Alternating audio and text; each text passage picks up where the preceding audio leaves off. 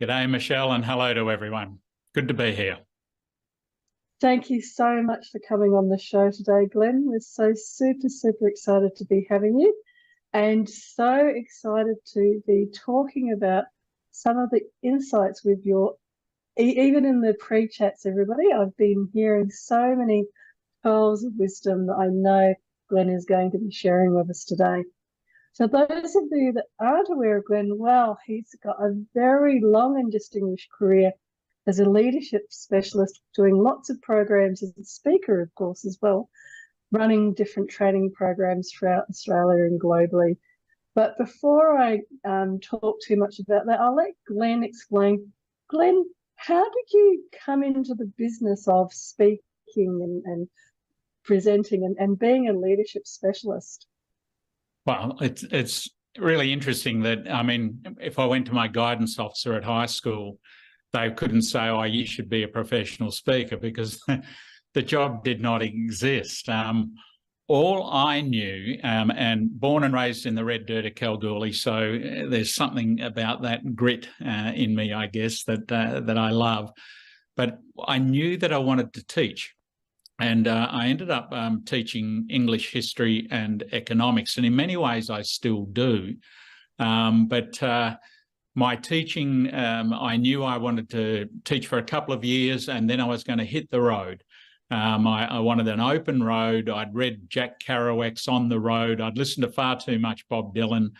And I went travelling, left Australia for 3 months, and 7 years later, I came home. So in that 7 years on and off of journeying and doing all the stuff I did, somehow it paved the way for me to take the step to, yes, be a teacher, but teach people how to think and how to learn and develop a curriculum, because there wasn't a curriculum for it in those days. So I thought I'd be presenting that and being a relief teacher for the rest of my life. But the speaking and the program and the stuff we were teaching seemed to take off, and that's quite wonderful. With so many experiences, and 7 years is quite a long time, people that you've met and now having had 35 years as a teacher and trainer and educator, what would you say today now? What does success look like to you today after having, in a sense, so much success in many other ways through life? It's a wonderful question. We run a program for people that's a week long, and it's looking at sustainable high performance. And I asked them all to write 150 words on the theme, I'm at my very best when, ... And I think it's, for everyone listening and watching, it's something to do. You sit down and try to gather your 150 words of when are you at your very best. And it's interesting because some people simply talk work, other people talk work but family, other people have a very philosophical approach, and it's always quite fascinating. And I guess that whole thing about what success would mean for me is like, now when am I at my very best? And I think it can be summed up in 2 words, and it's 2 words that we use a lot when we're teaching leadership, which is confident humility. It's to be confident that, yes, you'll find your way through. Yes, you yourself or the team you'll form will be able to find the answers, but the humility to know, I don't know at the moment. I'm a bit confused. I'm not too sure, but I will get there. And it's that confidence, humility, I think, for me, is what success is and means. And it means you've got to believe in yourself and your capabilities as a learner. At the same time, yes, as Sheldon Kopp, the psychologist, said, on this hand, the whole universe was created just for you. And in this hand, you're nothing but dirt and ash. And somewhere in there is the mix, and that humility to know in the bigger picture of the grand scheme of things, we're a thread in the wonderful tapestry. I love Carole King. Great album, Tapestry. Borrowed the idea from Don McLean, another great songwriter. But we're a thread in the tapestry. And without that unique thread, without that oddity that we are, the whole tapestry looks different and shapes differently. So we have our bit to contribute. So be confident in that and be humble in the fact that you're one of the many along the way in the journey towards the great tapestry. I really love that way that you've explained success for you, you know, confident humility, because I think so many people I hear when they're talking about leadership and skills, one of the key things they talk about is actually confidence. And I think that one of my great teachers, John D. Martini, he always talks about that balance. And I think the confidence is definitely needed as a leader, but yes, the humility to know I don't know everything, but I will learn it, and I'm confident that I can learn it. And so I love when you're talking about having that belief in yourself that you can do it, you have the confidence to do it, and you know that you will, with humility, learn from others how to improve and to get better at doing it.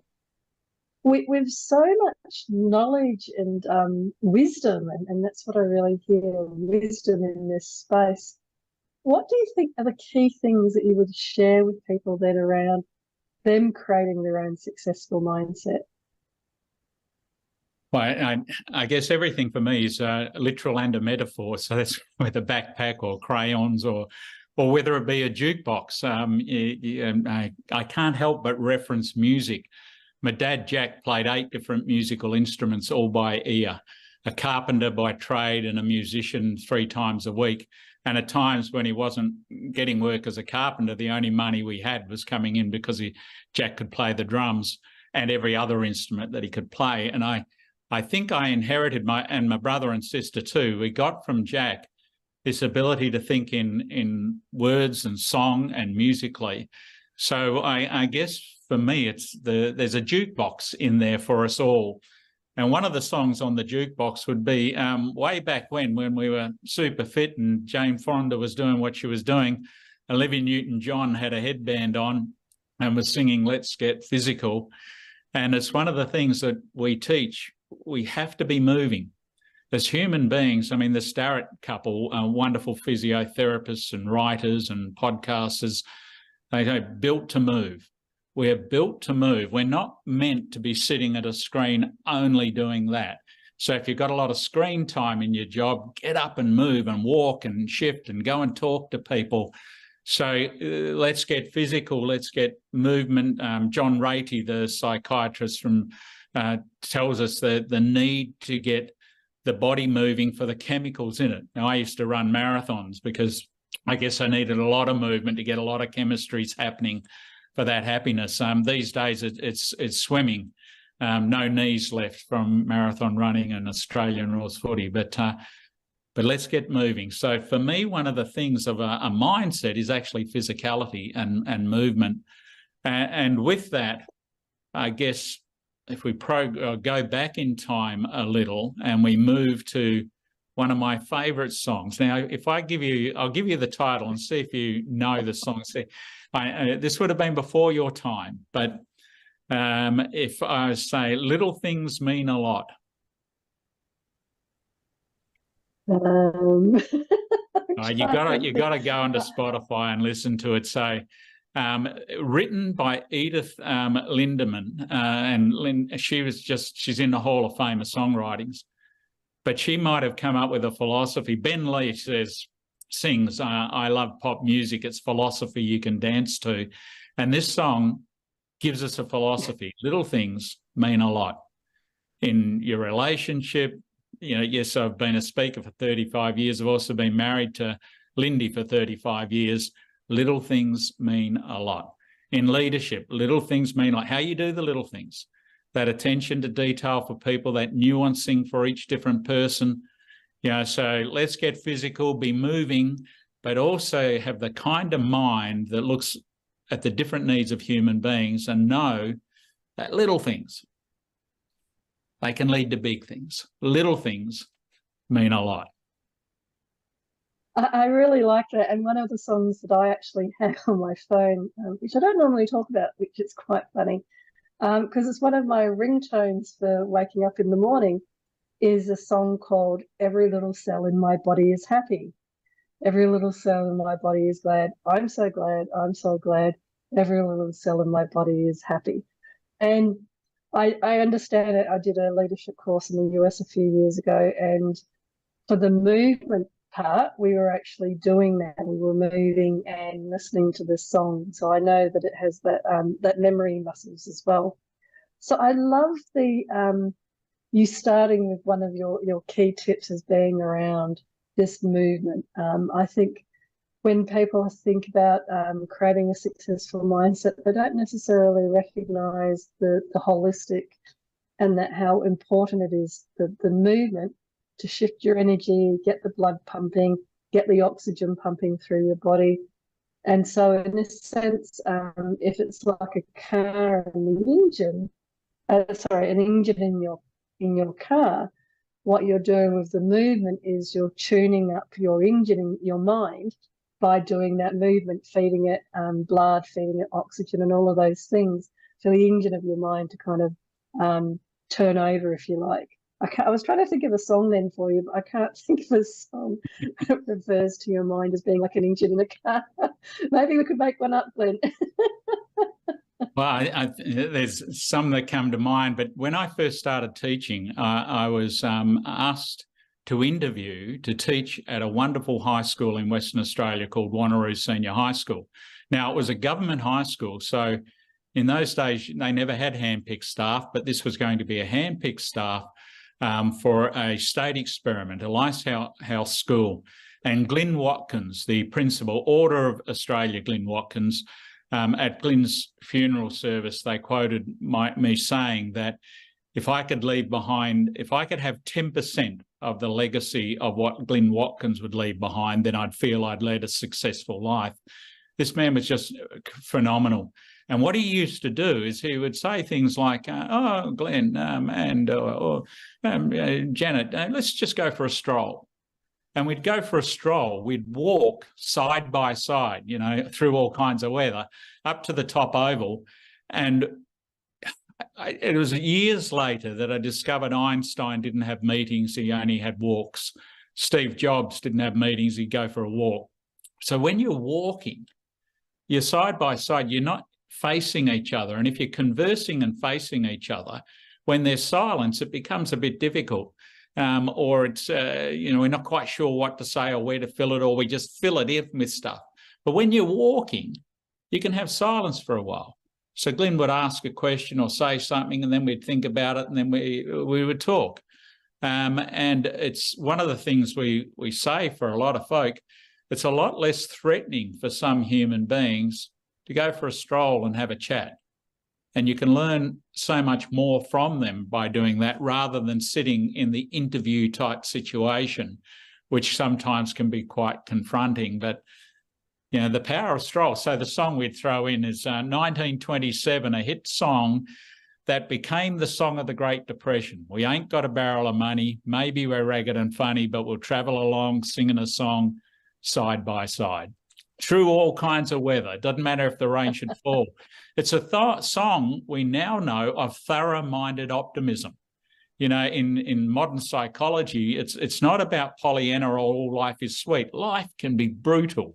Life can be incredibly painful, incredibly tough. I have Palestinian Arab friends. I have Palestinian Israeli friends. My mate is Ukrainian. The troubles that we go through, but to be able to believe somehow that we will, as human beings, come through side by side, but only if we do it side by side. You've reminded me as well about one of the keys that they seem to have in the British culture as well, around pantomime, which is all about musical theatre and getting people singing and moving and dancing to like musical theatre, but with the audience participation and stuff. And I remember reading about it when looking at the world wars and the depressions and stuff, and the rise in musical theatre, which correlated with a downturn in economics, etc.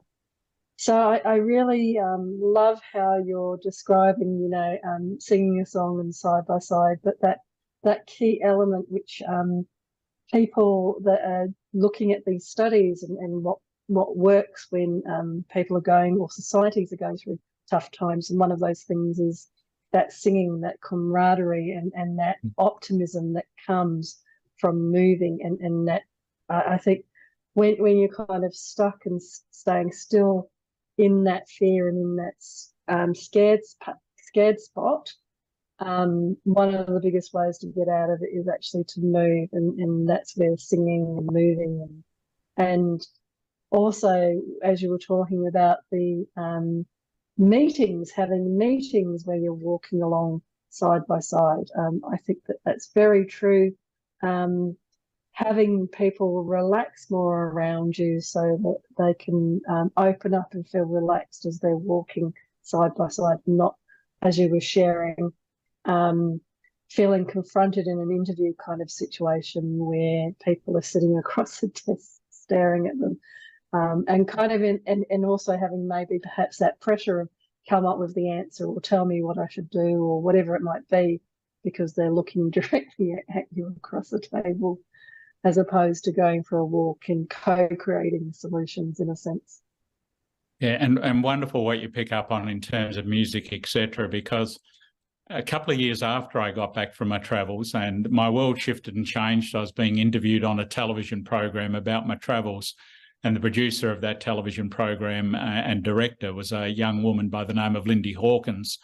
So we met that day, and 3 months later, she became Lindy Capelli. So my world shifted and changed, and about 18 months after that, I was extremely fortunate to receive a Sir Winston Churchill Study Fellowship. So I went back to America for about 3 months to do a variety of study courses, and one of them was with the late wonderful Dr. Donald Schuster. And Don was looking at how we learn, and one of the things that really came through for me was the statement, the brain learns by suggestion. Yeah, we're soaking in suggestion, sideways. Sometimes it's direct suggestion, you're being told, and sometimes we need to be told, but other times we're soaking it in sideways. So sometimes those songs that we're listening to are not all that powerful or positive or meaningful messages for our brain. You know, I can't smile without you. I feel sad when you're sad. I feel down when you're down. This is not a healthy relationship, you know, and yet we will sing along to it. But and there's so many songs, supposedly love songs, that are about, you know, I own you, you belong to me. Whereas Leslie Gore in '63 said, you know, you don't own me. Yeah, so what are you listening to? What are you soaking in? What are the messages you're moving to? And you can quite easily put together a playlist. I Will Survive, Gloria Gaynor, singing about her back pain, actually. And for those of us who have had back pain, to know that you will survive and have hope, this is good. You know, have a little playlist that you're listening to as you walk or as you stroll, or chat with a mate, you know, instead of, oh, how was work today? I was like, okay, if you had 3 songs that are the most meaningful songs of your life, what are they and why? I mean, that's a whole heart, whole gut involving conversation. I love how simple many of these suggestions that you're making are. And it reminds me as well that this is where that wisdom comes in. It's kind of like it takes 20, 30, 40 years to then know that these simple things are the things that work, as opposed to making it more complex or complicated. So reminding people about what they're listening to, what they're watching, and the messages or the words being used in that.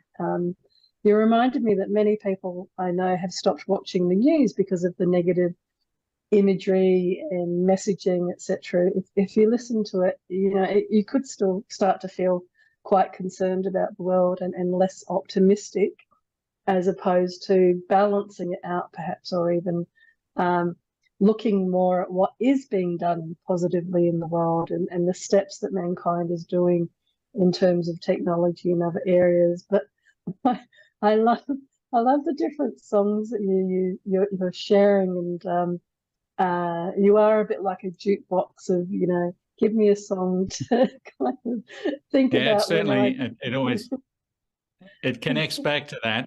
But it also, if we go back to Libby, let's get physical. I was, whether I was born this way or whether it happened in my early years, I've got inner ear damage and I'm deaf in all upper registers. So as much as I love music and song, Leonard Cohen sounds better to me than Joni Mitchell. Joni Mitchell, such a high voice, I'm only getting a part of it and it's coming through as a screech, sadly. Beautiful lyrics, wonderful person. But that the physicality of it all and the hearing thing, it led me to loving communicating using the body. Let's get physical, let's use the body. And Lindy and I eventually, because we saw a choir in America do American Sign Language to a song that I'd written called Choose Joy, it was just magnificent. And we said, we're going to learn signing. So in signing, to know, if everyone watching this, grab your thumb and stick it to your forehead, that is to know. So in Auslan, Australian Sign Language for our deaf community, that is to know. But knowing is not enough. And my signing teacher, Carol Chiddleborough, said, one, she feels so sorry for us hearing, speaking people because most of us are boring. When we talk, we just talk. But the deaf community, they're giving it everything. And also, if you don't know a word in signing, you have permission to make it up. But this is actually the Auslan word to know. But we've got to get beyond knowing just as an intellectual academic brain thing. So to take that information and then move it to the heart is a journey towards wisdom. And then to move that even lower towards the guts with a fist that comes out so that we know stuff, but we feel it and we put it into use and we have the courage to put it into use. That to me is moving towards wisdom, that wisdom's not just the quotes that we can do and the things we can remember and 100% on certain exams. Wisdom is how we show up in life and that our thinking becomes physical action, it's what we be and what we do. Who knew that Frank Sinatra, there we go, we've got another song, doobie, doobie, doobie, do. How we do and how we be together, combined. And the aim is, whenever we're teaching something, it's not just to get it, but to get it for what it means to your family. What does it mean to you in relationship?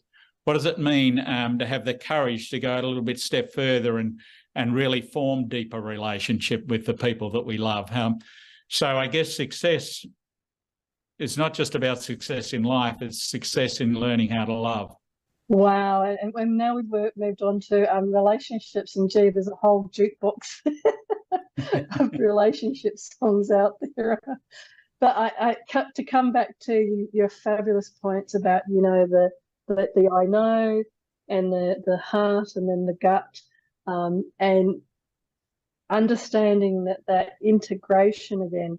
So it's all three of those, so that you understand things and then you have a knowing and you feel it, you have it in your gut, and then that's how you show up in life. I really love how, again, you're talking to all parts of a person, and it's really expanding beautifully on it's not just your mind and creating a mental mindset, it's actually all of these different elements to create that mindset for success. Glenn, if people were wanting to reach out to you as a speaker or to come and do some of these programs for themselves, what's the best way of getting hold of you? Probably in today's world, just simply through LinkedIn. So Glenn with two N's. Mum said I got one N from Glenn Miller and the other N from Glenn Ford. So an actor and a musician, which is a good combo. Capelli, in Italian, Capelli means hair, which you've got to love irony in life. But Glenn Capelli on LinkedIn, zip a message through to me and we'll always respond. But that's, in today's world, that's the best way to do it, I think. Or Facebook, yes, but LinkedIn better.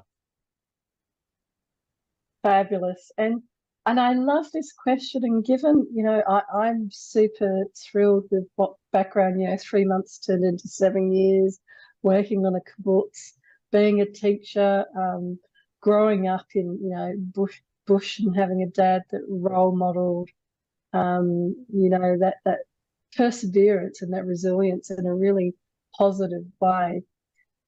So it's a funny question actually for someone like yourself, but if you were to give some advice to your younger self, what might that advice be?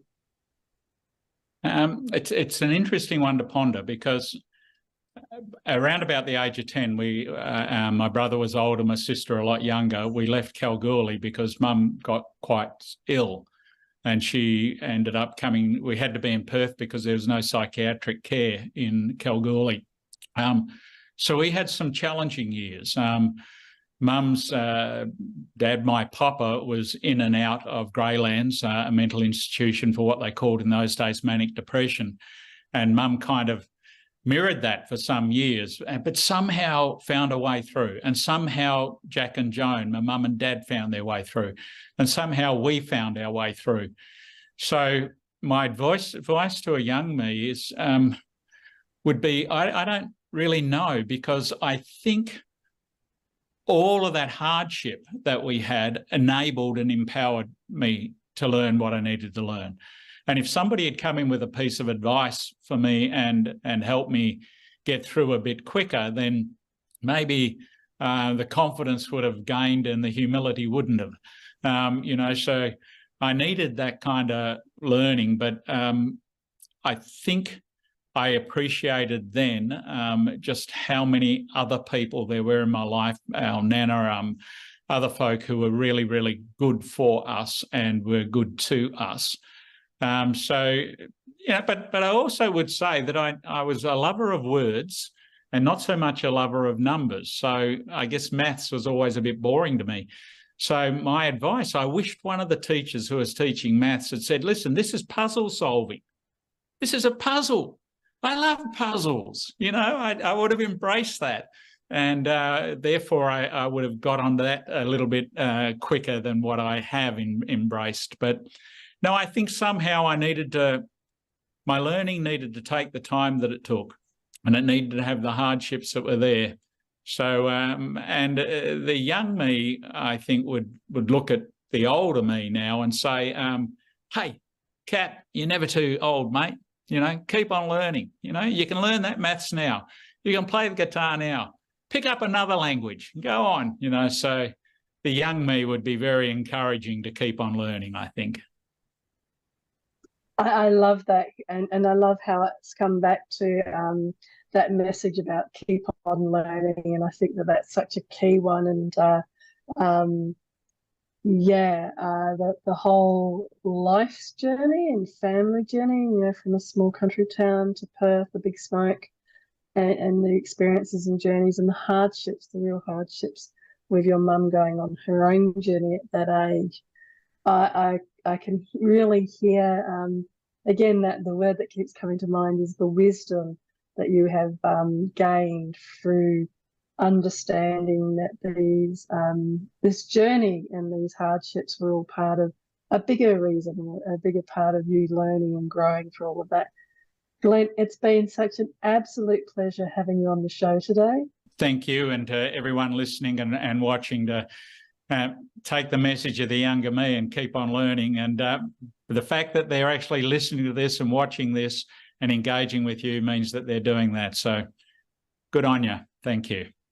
Fabulous. And thank you again, Glenn, for coming on the show. It's been such an absolute privilege and such an honour to have somebody with your wisdom beyond wisdom and your as I was saying, your very eloquent and simplistic way of being able to explain some quite deep concepts. So thank you again for coming on the show. And to all the viewers, thank you for watching week in, week out, and day out the show. We really appreciate all of the fabulous feedback and comments that you have about our different guests. But for now, from my heart to your heart, be great, be fabulous, and be you.